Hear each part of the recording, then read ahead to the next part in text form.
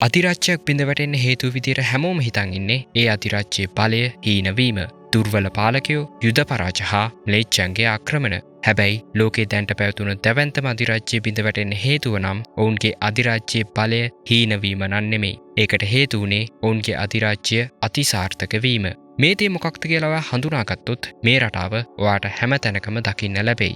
අතීතේ විතරක් නෙමෙයි. නූතන කාලේ පාලන තන්ත්‍රවලත් මේ රටාව දකින්න ලැබෙනවා. අපි මුලින්ම අතීතයට ගමන් කරමු. ක්‍රිස්තුපූර්ව 539 දී බලවත් පර්සියන් අධිරාජ්‍යයක් වුණ මහා සයිරස් රජතුමා බැබිලෝනියන් නගරය ආක්‍රමණය කරා. බැබිලෝනියන් නගරය කියන්නේ ඉතා දැඩි ආරක්ෂාවක් පැවතුන බලකොටුවක් වගේ නගරයක්.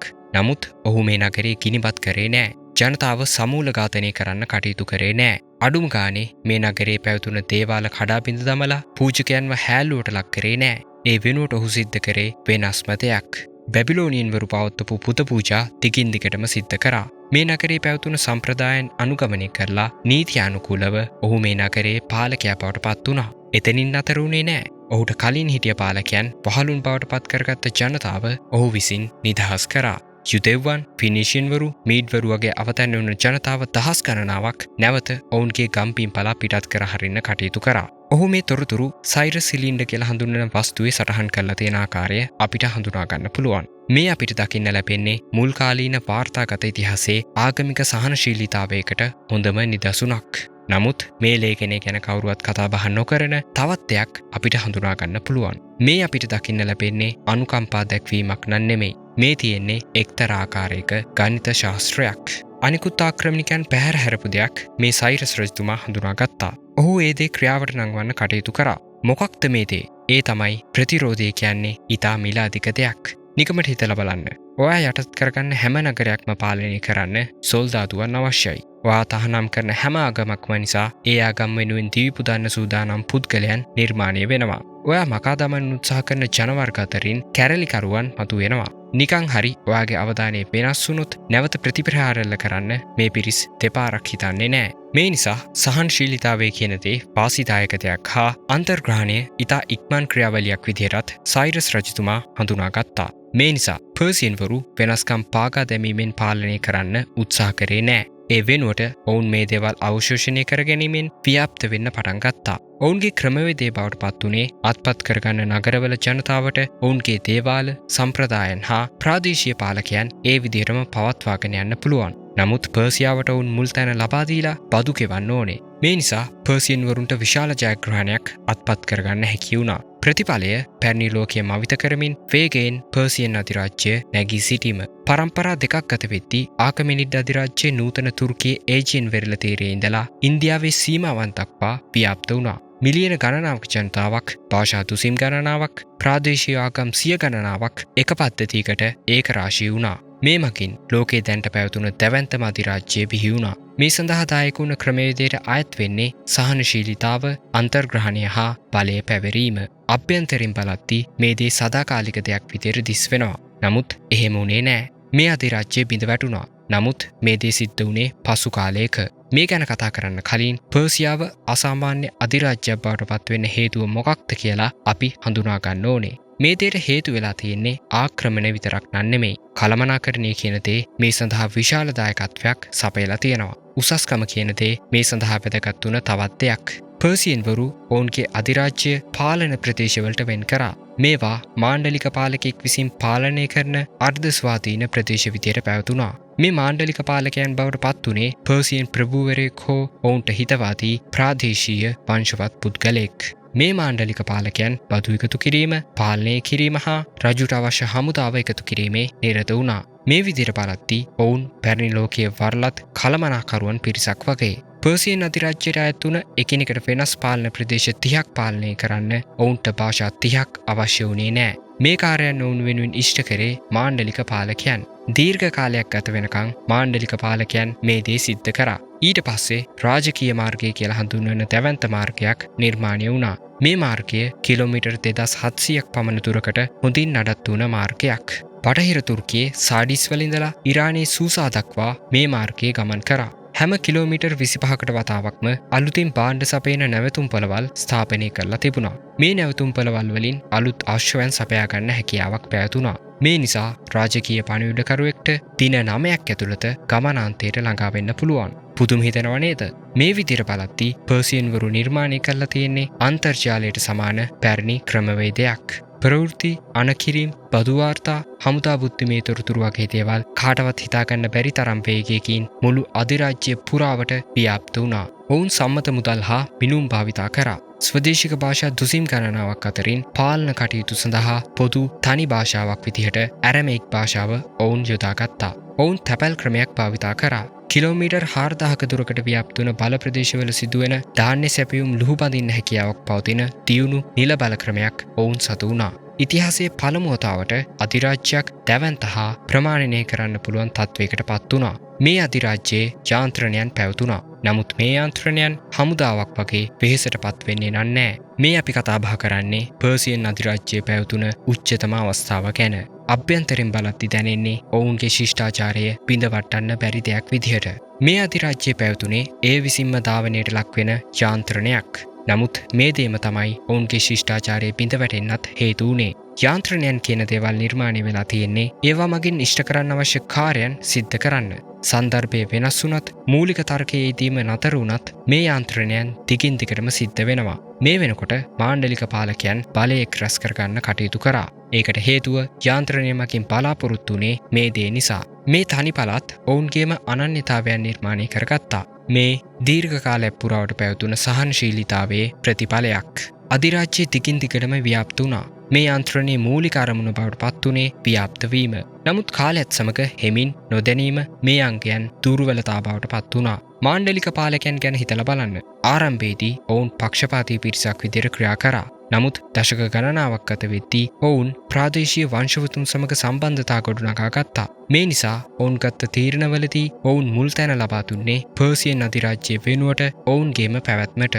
සමහරක් මාණ්ඩලික පාලකයන් බදු ගෙවීම පැහැර හැරියා. තවත් පිරිසක් පුද්ගලික හමුදා ඒක රාශී කරගත්තා. ඔවුන් මේ දේ හඳුන්වලා දුන්නේ අධිරාජ්‍යයේ සේවය පිණිස කියලා. නමුත් සැබෑ අරමුණ බවට පත් වුණේ ඔවුන්ගේ ආරක්ෂාව තහවුරු කර ගැනීම.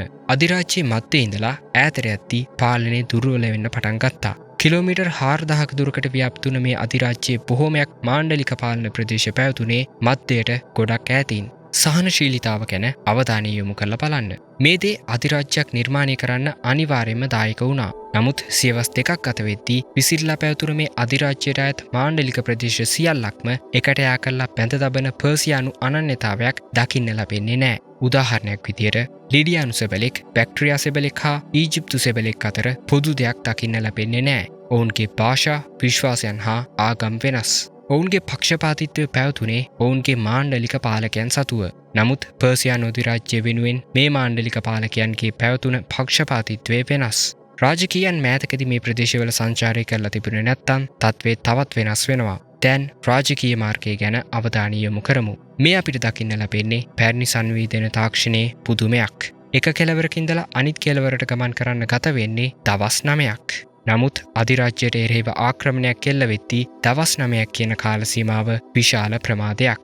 පරිමාණය කියන දේ දුර බවට පත් වෙනවා. දුර ප්‍රමාදයට හේතු වෙනවා. සංකීර්ණත්වය කියන දේ හුදු බරක් බවට පරිවර්තනය වෙනවා. මේ නිසා හැම දෙයක්ම අවශෝෂණය කරගත්ත යාන්ත්‍රණයක ගමන් කරන්න පවතින හැකියාව නිහඬව බිඳ වැටෙනවා. මේ යාන්ත්‍රණය නිසාම සාර්ථකත්වයට පත් වුණු අධිරාජ්‍යය ඒ නිසාම අඩාල වෙන්න පටන් ගත්තා. paludu මතු වෙන්න පටන් ගත්තා. නමුත් මේ paludu විමතියක් ඇති කරන දෙයක් නෙමෙයි. මේවා දශක ගණනාවක් පුරාවට හිමින් නැති වුණු දේවල්. ක්‍රිස්තු පූර්ව 4 වෙනි සියවස වෙනකොට පර්සියානු අධිරාජ්‍යයට ඊජිප්තුව දෙවතාවක් අහිමි වුණා. ක්‍රිස්තු පූර්ව 404 ඉඳලා ක්‍රිස්තු පූර්ව 343 දක්වා ආසන්න වශයෙන් වසර 60ක් පුරාවට ඊජිප්තුවේ උතුරු ප්‍රදේශයේ ජීවත් වුණ ධනවත් මාණ්ඩලික පාලකයන් බදු ගෙවීම පැහැර හැරියා. ඔවුන් ස්වදේශික පාරාව රජවරු යටතේ පාලනය ගෙන ගියා. මෙම්ෆිස් වල මාණ්ඩලික පාලකයා සූසාවල රජු කවුද කියලා තීරණය කරද්දී රාජකීය මාර්ගයේ ගමන් කරපු පණිවිඩකරුවන් ප්‍රමාද වැඩි. ක්‍රිස්තු පූර්ව 360 දී මාණ්ඩලික පාලකයන්ගේ මහා කැරැල්ලක් ඇති වුණා.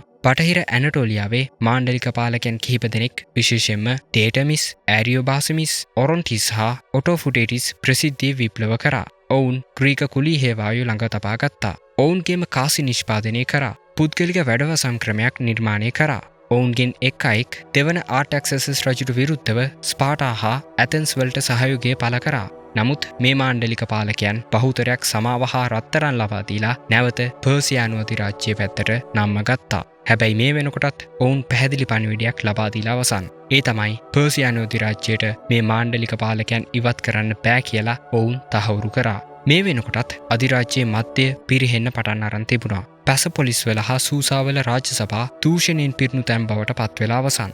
රජවරුන්ගේ අවධානය දිනා ගන්න සමත් වුණේ ඥානාන්විත පුද්ගලයන්ට වඩා රජමාලිගාව ඇතුලේ තමන්ගේ පැවැත්ම තහවුරු කරගන්න සමත් වුණ පුද්ගලයන්. මේ අතරතුර සමහරක් ප්‍රදේශවල මාණ්ඩලික පාලකයන්ව වසර ගණනාවක් පුරාවට අධිරාජ්‍ය විසින් එකදු විමර්ශනයකටවත් වාජනය කරලා තිබුණේ නෑ. ඔවුන් බදු ගෙවන්නේ ප්‍රමාද වෙලා. සමහරක් මාණ්ඩලික පාලකයන් බදු ගෙවීම සම්පූර්ණයෙන්ම නතර කරලා තිබුණා. ප්‍රාදේශීය බදු අය කරන්නන් මුලින්ම ප්‍රතිචාර දක්වන්නේ ඔවුන්ගේ මාණ්ඩලික පාලකයන්ට.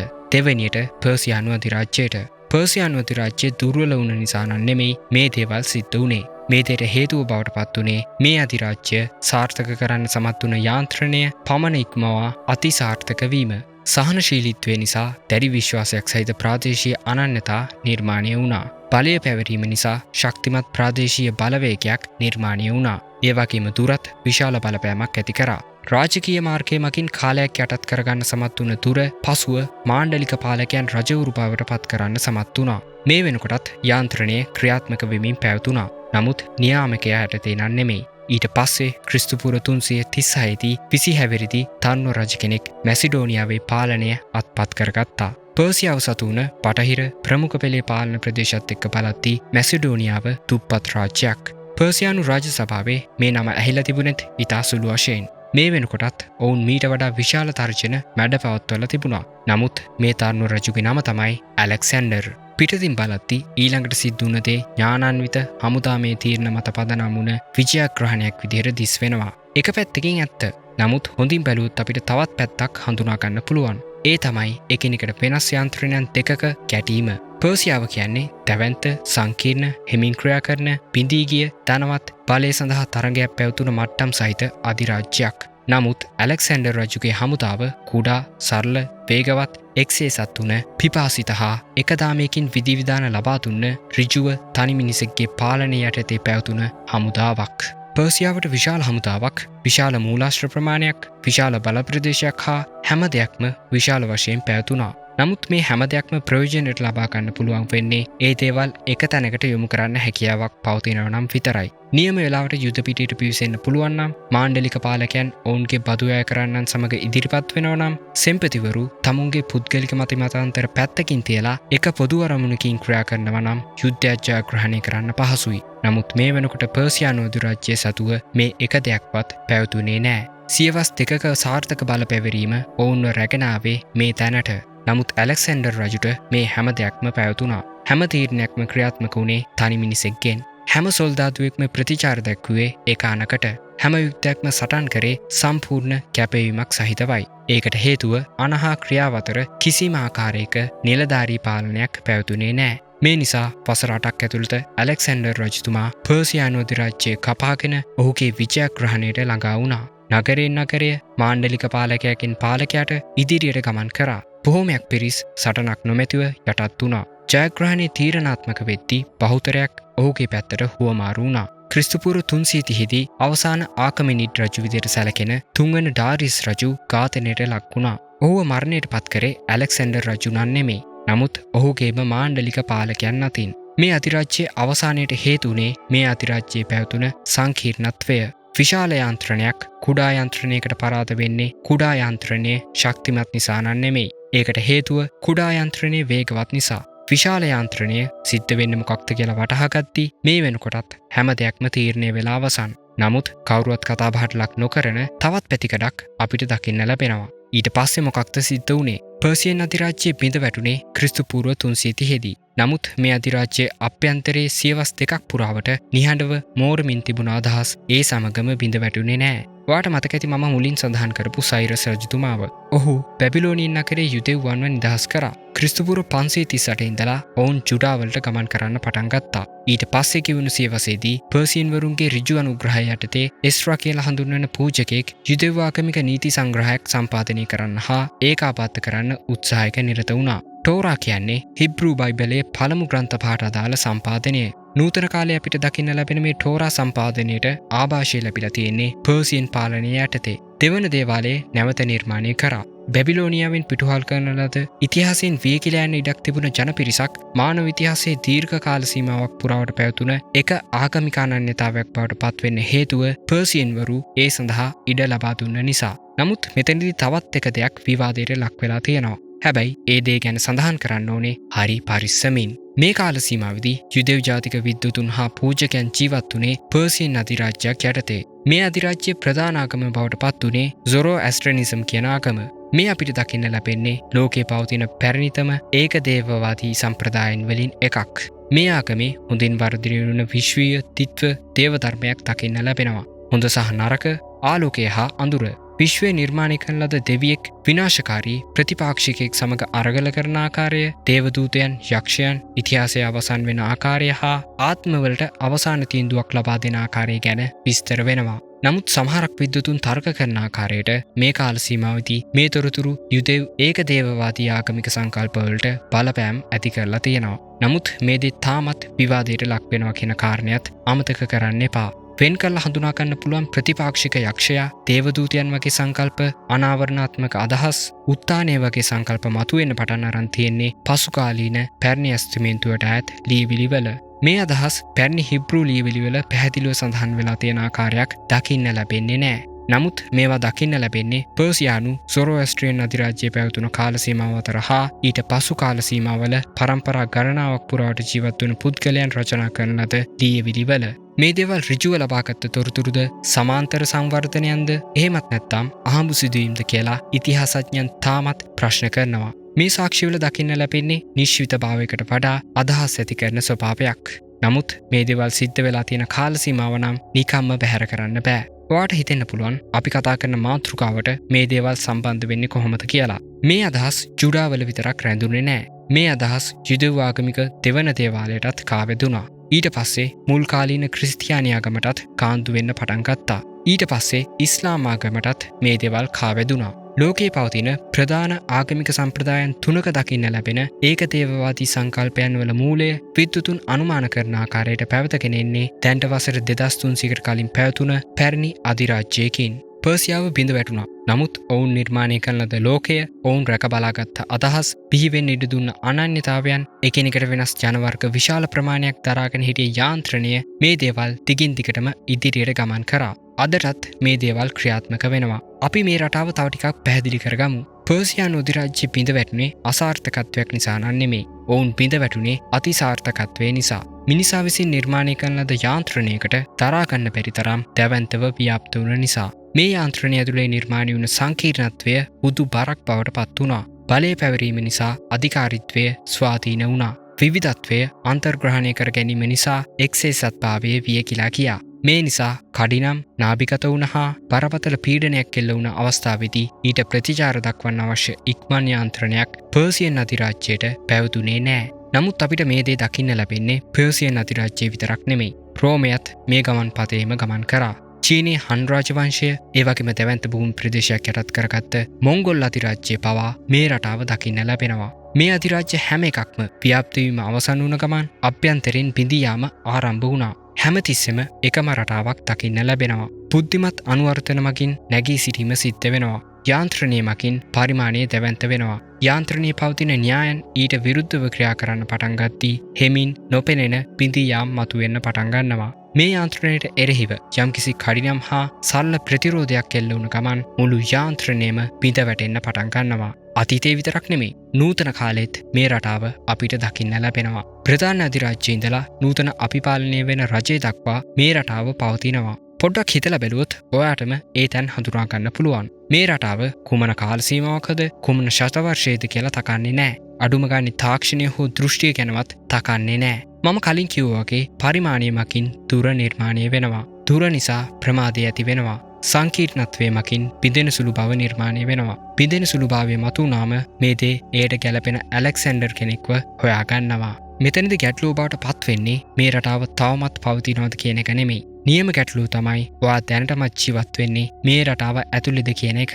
වටපිට බැලුවොත් ඔයාට හඳුනා ගන්න ලැබෙයි ගෝලීය වශයෙන් ව්‍යාප්ත වෙන සැපයුම් දාමයක්. කාලෙකට කලින් ප්‍රාතිහාරයක් විදියට පැවතුන නිලබල ක්‍රමයක් දැන් ක්‍රියාත්මක වෙන්නේ ඉබි ගමනින්. අපි දැනටමත් කොටසක් බවට පත් වෙලා ඉන්න ඩිජිටල් අධිරාජ්‍ය හැම භාෂාවක්ම හා සංස්කෘතියක්ම අවශෝෂණය කරගෙන නිමක් නැති සැපියුමක් බවට පත් වෙලා. ඔයාටත් මේ දේ දැනටමත් දැනලා ඇති. ඈත අතීතයේ සයිරස් රජතුමා හඳුනාගත්ත මේ ගණිතමය රටාව දැන් ලෝකයේ පුරාවට ව්‍යාප්ත වෙලා. හිතලා බලන්න. සහනශීලීතාව පර්සියන් අධිරාජ්‍ය ගොඩනංවන්න උපකාර කරා. බලය පැවරීම ඔවුන්ට ව්‍යාප්ත වෙන්න දායක වුණා. සංකීර්ණත්වය ඔවුන්ට සදාකාලික හැඟීමක් ලබා දුන්නා. නමුත් කුඩා ඉක්මන් ක්‍රූර සරල හමුදාවක් මෙහෙවපු ඇලෙක්සැන්ඩර් රජු අතින් ඔවුන් පරාද වුණා. මේ රටාව අධිරාජ්‍යයක් පවතින්නේ කුමන දජයක් යටතේද කියලා තකන්නේ නෑ. මේ රටාව අහන්නේ එකම එක ප්‍රශ්නයක්. හැම දෙයක්ම සම්බන්ධ කරපු මාර්ගය ඒ හැම දෙයක්ම විනාශමුඛයට පත් කරන්න සමත් වෙන දුර බවට පත් වෙන්න ගත වෙන්නේ කොපමණ කාලයක්ද කියන එක. මේ ගැන ඔයාගේ අදහසත් අනිවාර්යෙන්ම කමෙන්ට් කරන්න. මගේ වීඩියෝස් බලනවට ඔයාට ගොඩක් ස්තුතියි. වෙනද වගේම කියන්න තියෙන්නේ මම කියන නිසා මේ තොරතුරු එකපාරටම පිළිගන්නවත් එහෙම නැත්නම් පැත්තකට විසි කරලා දාන්නවත් හදිස්සි වෙන්න එපා. විවෘත මනසකින් හොඳට හිතලා බලන්න. තව තොරතුරු හොයලා බලන්න. ඔයා හොයාගන්න තොරතුරු මාත් එක්කත් බෙදා ගන්න. අද මේ කොටසින් ඔයා අලුත් දෙයක් දැනගත්තා නම් අනිත් අයටත් ඒ දේවල් කියලා දෙන්න. ඔයා මේ වීඩියෝ එකට කැමති නම් ලයික් කරන්න. ඒ වගේම අනිත් අයටත් දැනගන්න ෂෙයා කරන්න. අනිවාර්යෙන්ම සබ්ස්ක්‍රයිබ් කරන්න. තවත් කොටසකින් අපි හම්බෙමු. ඔයාට සුබ දවසක් වේවා කියලා ප්‍රාර්ථනා කරනවා. මම භෞතික